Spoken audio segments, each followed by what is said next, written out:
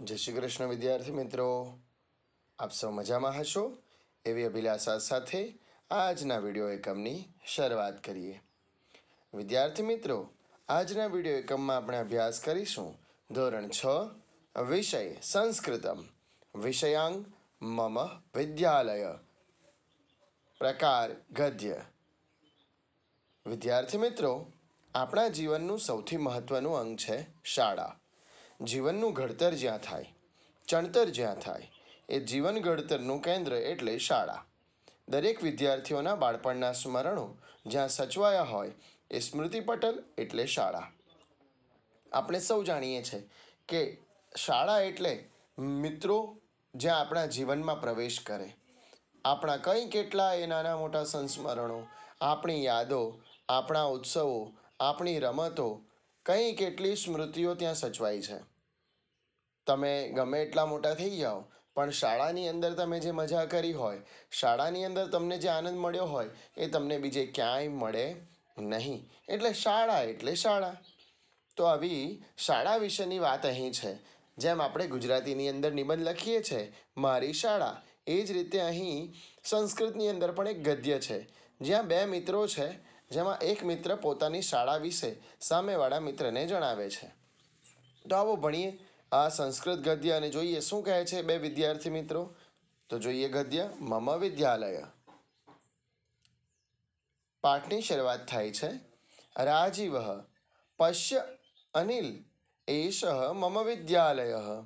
મમ વિદ્યાલય સુંદર અસ્તિ. અનિલ સત્યમ વિદ્યાલય વિશાલ અપી અસ્તિ. રાજીવ અહમ પ્રતિદિનમ વિદ્યાલયમ આગચ્છામિ. હવે અહીંયા રાજીવ અને અનિલ નામના બે મિત્રો છે. એમાં રાજીવ અનિલને કહે છે કે પશ્ય એટલે કે જો. અનિલ જો. શું જો? તો એષ આ મમ વિદ્યાલય. મમ એટલે મારીને વિદ્યાલય એટલે વિદ્યાલય શાળા છે. મમ વિદ્યાલય સુંદર અસ્તિ. મારું વિદ્યાલય, મારી શાળા કેવી છે? સુંદર અસ્તિ, સુંદર છે. અનિલ કહે છે સત્યમ સાચું. વિદ્યાલય વિશાલ અપી અસ્તિ. વિદ્યાલય કેવી છે? વિદ્યાલય કેવી છે? તો વિશાલ મોટી છે, બરાબર છે, વિશાળ છે. અને અપી એટલે પણ, તો વિદ્યાલય મોટી પણ છે, વિશાળ પણ છે. રાજીવ કહે છે અહમ પ્રતિદિનમ વિદ્યાલયમ આગચ્છામિ. રાજીવ કહે છે અહમ એટલે હું, પ્રતિદિનમ એટલે દરરોજ, નિત્ય, વિદ્યાલયમ આગચ્છામિ. હવે ગચ્છામિ એટલે જાઉં છું થાય, તો આગચ્છામિ એટલે આવું છું થાય. તો કહે છે કે હું દરરોજ શાળાએ આવું છું. તો અનુવાદ કંઈક આ રીતે થશે. રાજીવ જો અનિલ, આ મારી શાળા છે. રાજીવ કહે છે કે આ મારી શાળા છે, જુઓ. અને કેવી છે પાછી? તો મારી શાળા સુંદર છે. તો અનિલ કહે છે સાચું. શાળા વિશાળ પણ છે, મોટી પણ છે. તો રાજીવ કહે છે હું દરરોજ શાળાએ આવું છું. અનિલ કહે છે વિદ્યાલયસ્ય આરંભ કદા ભવતિ. રાજીવ મમ વિદ્યાલયસ્ય આરંભ 11 વાદને ભવતિ. આરંભે અહમ પ્રાર્થનાખંડમ ગચ્છામિ. તત્ર અહમ પ્રાર્થનામ કરોમિ. ભવતઃ વર્ગખંડઃ કુત્ર અસ્તિ? અનિલ વદતિ. અનિલ કહે છે વિદ્યાલયસ્ય આરંભ એટલે શરૂઆત ને વિદ્યાલય એટલે વિદ્યાલયની. તો કે શાળાની શરૂઆત, વિદ્યાલયનો આરંભ કદા ક્યારે, કેટલા વાગે, ભવતી એટલે થાય છે. ક્યારે થાય છે? કેટલા વાગે થાય છે? તો રાજીવ કહે છે મમ વિદ્યાલયસ્ય આરંભ, મારી શાળાની શરૂઆત, બરાબર, ક્યારે થાય છે? તો 11 વાદને. હવે આપણે અગાઉ એકડા ભણી ગયા છીએ, આપણને એકડા યાદ છે. દ્વાદશ સુધીના એકડા સેમેસ્ટર 1ની અંદર આપણે જોયા હતા સંસ્કૃત અંકો. તો આપણે તો 20 સુધી શીખ્યા છે એટલે આપણને તો યાદ જ હોય. 11 એટલે 11. તો કહે છે કે 11 વાગ્યા થાય છે. અને આરંભે શરૂઆતમાં જ શું કરે છે? તો ગચ્છામી જાય છે. ક્યાં? પ્રાર્થના ખંડમાં જાય છે. અને સ્વાભાવિક છે પ્રાર્થના ખંડમાં શું થાય? પ્રાર્થના થાય. તો કહે છે કે તત્ર અહમ પ્રાર્થનામ કરોમી, ત્યાં હું પ્રાર્થના કરું છું. અનિલઃ ભવતઃ વર્ગખંડઃ કુત્ર અસ્તિ. ભવતઃ એટલે તારો. અહીંયા ભવતઃ શબ્દ જે છે એ શબ્દ જે પુલ્લિંગ નામ છે એ નામને સન્માન રીતે બોલાવવાનો શબ્દ છે. જો અહીંયા સ્ત્રી હોત તો ભવત્યા કહી શકાત. તો ભવતઃ એટલે તારો વર્ગખંડ કુત્ર અસ્તિ, વર્ગખંડ ક્યાં છે, કુત્ર એટલે ક્યાં છે. તો ભાવાર્થ કંઈક આવો થશે, અનુવાદ કંઈક. અનિલ કહે છે શાળા ક્યારે શરૂ થાય છે. રાજીવ મારી શાળા 11 વાગે શરૂ થાય છે. હું પ્રાર્થના ભવનમાં જાઉં છું, ત્યાં હું પ્રાર્થના કરું છું. હવે અનિલ પૂછે છે કે તારો વર્ગખંડ ક્યાં છે, કુત્ર અસ્તિ.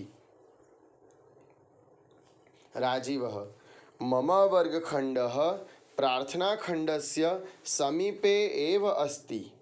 અનિલઃ ભવતઃ વર્ગશિક્ષકः કः अस्ति. અનિલઃ વદતિ ભવતઃ વર્ગશિક્ષકः કः अस्ति. રાજીવः હર્ષા મહોદયા મમ વર્ગશિક્ષિકા अस्ति, सा સંસ્કૃतं પાઠયતિ. અનિલઃ ભવતઃ વિદ્યાલયે પુસ્તકાલયः अस्ति વા. હવે વાત ચાલે છે ને રાજીવ કહે છે કે મમ વર્ગખંડ, મમ એટલે મારો, વર્ગખંડ ક્યાં છે તો પ્રાર્થના ખંડસ્ય સમીપે એવ અસ્તિ. સમીપે એટલે પાસે અને એવ એટલે જ. પ્રાર્થના ખંડ પાસે જ છે, પ્રાર્થના ભવનની પાસે જ છે. તો પેલો ભાઈ પૂછે છે કે તારા વર્ગ શિક્ષક કોણ છે. કહ અસ્તિ કોણ છે, વર્ગ શિક્ષક, વર્ગ શિક્ષક. તો રાજીવ કહે છે હર્ષા મહોદયા મમ વર્ગ શિક્ષિકા અસ્તિ. હર્ષાબેન મારા વર્ગ શિક્ષિકા છે અને સા એટલે તે.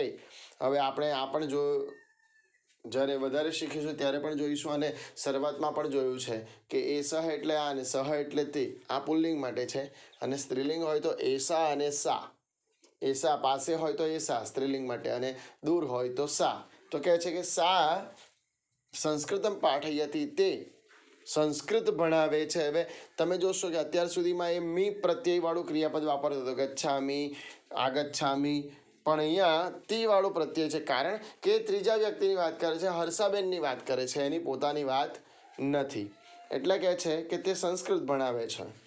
અનિલ ભવતઃ વિદ્યાલયે પુસ્તકાલય અસ્તિ વા. તારી શાળામાં પુસ્તકાલય છે. આમ આખો એક સંવાદ ચાલે છે. ફરી એકવાર એનું ગુજરાતી જોઈ લઈએ. રાજીવ કહે છે મારો વર્ગખંડ પ્રાર્થના ભવનની પાસે જ છે. અનિલ તારા વર્ગ શિક્ષક કોણ છે.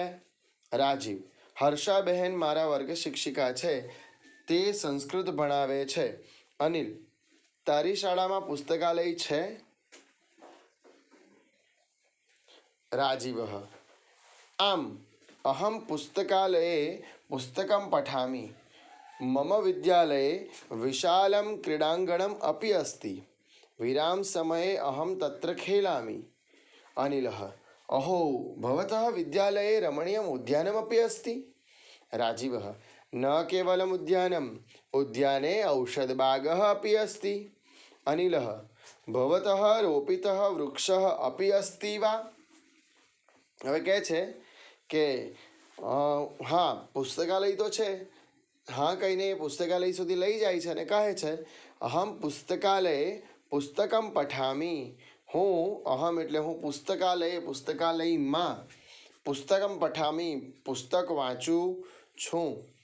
મમ વિદ્યાલયે વિશાલમ ક્રીડાંગણમ અપી અસ્તિ. હવે પેલો કહે છે કે મમ વિદ્યાલય એટલે મારી વિદ્યાલયમાં, મારી શાળામાં શું છે તો વિશાલમ ક્રીડાંગણમ, વિશાળ એટલે મોટું, અને ક્રીડાંગણમ રમતનું મેદાન છે.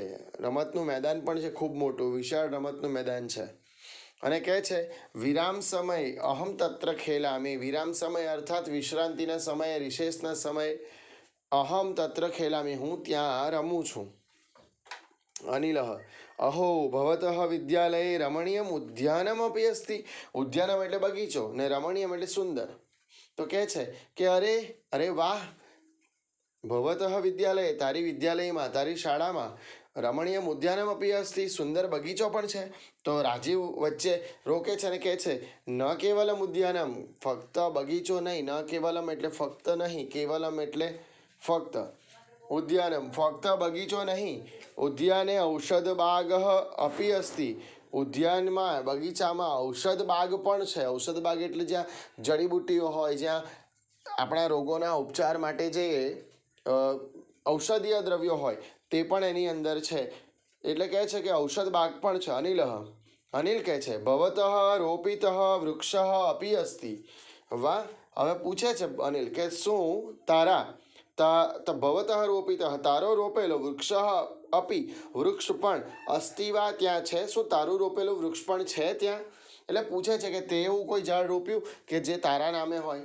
આપણે સૌ જાણીએ છીએ કે અત્યારે આપણે સૌ જે બાંધકામો કરી રહ્યા છે એના કારણે કેટલાય જંગલોનો નાશ થઈ રહ્યો છે, પ્રકૃતિનો નાશ થઈ રહ્યો છે. તો આપણે એને બચાવવી જોઈએ. તો એના માટે શું કરવું જોઈએ? તો દરેક વ્યક્તિએ પોતાના નામે એક ઝાડ રોપવું જોઈએ. આપણે સૌ આજે જ્યારે બર્થડે મનાવીએ છીએ, જન્મદિવસ ઉજવીએ છીએ, તો કેક લાવીએ છીએ, કેક કટ કરીએ છીએ અને એ બધા ખર્ચા કરીએ છીએ. પરંતુ એ સાથે સાથે એ કરવાની ના નથી, પરંતુ એવું પણ કામ કરીએ કે જેનાથી આપણી યાદ અમર રહે. હવે જેમ કે તમે તમારા બર્થડેના દિવસે એવું કર્યું કે એક ઝાડ રોપ્યું અને એ ઝાડની તમે માવજત કરો. તમે વિચાર કરો કે તમે જ્યાં સુધી મોટા થશો ત્યાં સુધીમાં એ વૃક્ષ પણ મોટું થશે અને કેટલાય લોકોને છાયા આપશે. એ વૃક્ષનું રોપવાનું શ્રેય કોના નામે જશે? તમારા નામે જશે. તો આવું કોઈ સંકલ્પ કરી શકાય. એટલે અહીંયા પૂછે છે અનિલ રાજીવને કે તારું રોપેલું કોઈ વૃક્ષ અહીંયા ખરું? તો ભાવાર્થ કંઈક આવો થશે ગુજરાતી એનું. રાજીવ કહે છે હા, હું પુસ્તકાલયમાં પુસ્તક વાંચું છું. મારી શાળામાં રમતનું વિશાળ મેદાન પણ છે. વિશ્રામ સમયે હું રમું છું. અનિલ અરે વાહ, તારી શાળામાં સુંદર બગીચો પણ છે. રાજીવ ફક્ત બગીચો નથી, બગીચામાં ઔષધ બાગ પણ છે. અનિલ તારું રોપેલું ઝાડ પણ છે? રાજીવ આમ પશ્ય એષ વૃક્ષ મયા રોપિતઃ અસ્તિ. અનિલ ઉત્તમં તર્હિ ભવાન ગૃહં કદા ગચ્છતિ? રાજીવ અહં સાયં 5 વાદને ગૃહે ગચ્છામિ. અનિલ ભવતઃ વિદ્યાલયઃ નનુ સુંદરઃ અસ્તિ. હવે રાજીવ કહે છે કે આ મયા રોપિતા, મયા એટલે મારો, મારી, મારું, આપણે એને લિંગ અને વચન પ્રમાણે ફેરફાર કરી શકીએ. કહે છે કે હા, આમ હા, પશ્ય એષ આ જો, વૃક્ષ મયા રોપિતઃ આ જે વૃક્ષ છે એ મયા રોપિતઃ મારાથી રોપાયેલું છે. મયા રોપિતઃ અસ્તિ. અનિલ કહે છે ઉત્તમમ ખરેખર ખૂબ સરસ.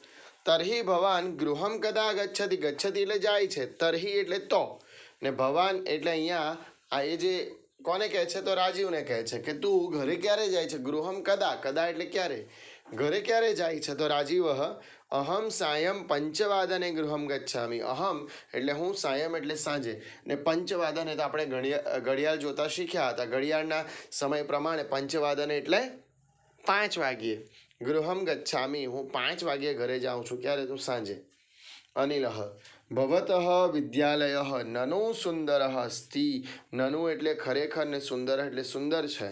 તારી વિદ્યાલય ખરેખર સુંદર છે. તો એનો ગુજરાતી અનુવાદ જોઈએ. રાજીવ જો આ વૃક્ષ મારું રોપેલું છે. અનિલ ખૂબ સરસ. તો તું ઘરે ક્યારે જાય છે? રાજીવ હું સાંજે 5 વાગ્યે ઘરે જાઉં છું. અનિલ કહે છે તારી શાળા ખરેખર સુંદર છે. તો વિદ્યાર્થી મિત્રો, અહીં રાજીવ અને અનિલ પોતપોતાની શાળાની વાત કરે છે. જેમ આપણે પણ પોતાની શાળા વિશે નિબંધ લખીએ છીએ તે રીતે થાય. તો અહીં આ જે ગદ્યખંડ છે આપણો સરસ મજાનો મમ વિદ્યાલય, એનો તો અંતિમ ભાગ આવે છે, પરંતુ આપણે આ વિડીયોનો અભ્યાસ કર્યા પછી શું કરવાનું છે? તો અહીં સંસ્કૃતની અંદર મમ વિદ્યાલય લખ્યું હતું. આપણે એકમ કાર્યના અંતમાં સ્વાધ્યાય કાર્ય તો નોટબુકમાં લખવાના જ છે, પાઠનું ભાષાંતર તો લખવાનું જ છે, પરંતુ ત્યારબાદ આપણે એક વિશેષ ગૃહ કાર્ય કરવાનું છે. એ છે તમારી નોટબુકની અંદર તમારે તમારી શાળાનું વર્ણન કરવાનું છે. તમારા શબ્દોમાં 10 લીટી જેટલા શબ્દો તમારે લખવાના છે અને 10 લીટીની અંદર તમારે તમારી શાળાનું વર્ણન કરવાનું છે. જો તમે વધારે કરો તો વધુ યોગ્ય છે, પરંતુ ઓછામાં ઓછી 10 લીટી તમારે તમારી શાળા વિશે લખવાની છે. આ એક વિશેષ ગૃહ કાર્ય છે. તે સિવાય તો કહ્યું તે પ્રમાણે પાઠનું ભાષાંતર, શબ્દાર્થ અને સ્વાધ્યાય કાર્ય તો તમારે નોટબુકની અંદર કરવાનું જ છે. તો આ સાથે આપણો સરસ મજાનો વિડીયો એકમ અહીં પૂર્ણ થાય છે. તમે ખૂબ સરસ રીતે વિડીયોનો અભ્યાસ કરજો. ક્યાંક કોઈ સમસ્યા, કોઈ તકલીફ જણાય તો આપ મને મેસેજ કે કોલ કરી શકો છો, પૂછી શકો છો. ફરી પાછા નવા વિડીયો એકમ સાથે મળીએ. ત્યાં સુધી આભાર. જય શ્રી કૃષ્ણ.